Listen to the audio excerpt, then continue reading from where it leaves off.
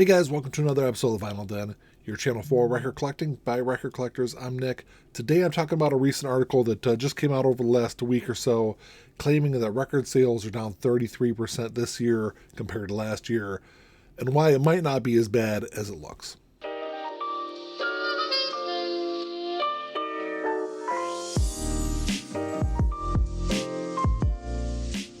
There's a bunch of links down below. You got links for the Vinyl Den Facebook group, for the merch page, for the Spotify and Apple Music playlist that I put together every week, and the Patreon page. So make sure you check all that out. Like always, if you enjoyed the episode, make sure you give me a thumbs up, hit that subscribe button down below, and make sure you hit that notification bell so you're notified every time I release new episodes. So vinyl record sales have gone up every single year for the last 17 years. So going all the way back to, I think it was 2008, when it really started climbing up. And over the last 5 or 6 years, sales have exploded. But earlier this month, Billboard released an article with data that they got from Luminate. Luminate does all the data collection for the record industry or for the music industry. And their data showed that there's a 33.3% decline in record sales looking at this year compared to last year. And the data from Luminate didn't just pinpoint a decline in record sales. It also showed that CD sales are down 19.5%, digital album sales are down 8.3%, and total album sales are down 23.8%.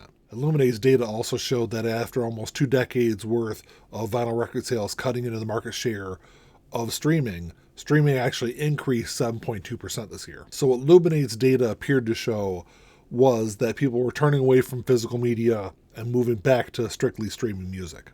And like many of you out there, I saw article after article being posted on social media claiming that this 33% decrease in sales signaled that the vinyl revival was definitely over. So I decided to dig a little bit deeper into this. I actually went to Luminate's website. I've got an account on Luminate. I was able to log in and get their actual data. And one of the first things I noticed was that Luminate has changed how they track record sales this year versus any other year prior. And they said right in the report that you cannot take the data that they're getting this year and compare it to previous years. So since they're collecting data differently from independent record stores, it's really hard to take that information and compare it to previous years. So Luminate came out just recently and said that if you actually look at the data, the way that they used to collect data, and compare that to previous years, record sales are actually up 6.2% this year, which might sound okay. Record sales are actually increasing. But if you look at the record sales over the last 5 or 6 years and you've seen double-digit increases every single year, that 6.2%, at least to me, shows that there's actually a slowing down in the vinyl record purchasing market. Of course, this data only applies to new records. You can't really track used records. There's used records sold pretty much everywhere on, social media and flea markets and, record stores, and pretty much every other kind of antique shop out there has some kind of used records section. But so it's really kind of hard to look at that and compare that to previous years, because that information you're never going to be able to put together. This is strictly looking at new record sales. And if you talk to just about any record store owner out there, they're going to tell you the same thing, that yes, they are seeing a slowing down in the growth in record sales. It's really impacted the bottom line of a lot of record stores. There's 2 record stores in my area that have had to rely on GoFundMe campaigns over the last year or so just to keep the doors open and lights on, and this is going to threaten more record stores as we kind of go along through the year if this trend continues. But my big question is this simply a market correction, or is this symptomatic of something bigger that's going on? So while it might not be as bad as it initially looked when they said there was a 33% decrease in sales, when there's actually a 6.2% increase in sales, but that slowing down in the growth of these sales is having a really huge impact on stores. And it's mainly down to the price of records, which is something that record stores can't control. They've got budgets they have to meet. They've got employees they have to pay. Record stores don't make a whole lot of money off of new records. When there's a big price increase, they've got to pass that off to the consumer. And the explosion in growth that we've seen over the last 5 or so years, largely I attribute to younger generations, say 30 and under, discovering the incredible experience that vinyl records provide and building their collections. But as these younger generations have less and less disposable income, it's things like records that are going to get cut from the budget. And I think it's also this 30 and under crowd that didn't necessarily really grow up with records like a lot of us did. So they don't really have that nostalgia, effect that really kind of pulls them back to records. Because if you're just a casual record listener, it's really easy to move back to streaming once records lose the trendiness and it's no longer cool because it's so expensive to get into. But the big question that people ask all the time is, when are prices going to decrease on records?